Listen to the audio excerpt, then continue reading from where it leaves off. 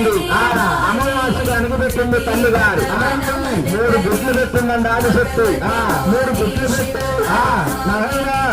3 గుడ్ల మీద కూడా కోడి పెట్టి ఎటువంటి మాతృగా అనిగట్టు అదే మాత్రం అనుకున్నది గారు అదే మాతృగా అనిస్తా ఉంది అనగా 6 మాసాలన్నీ 9 మాసాలమ్మా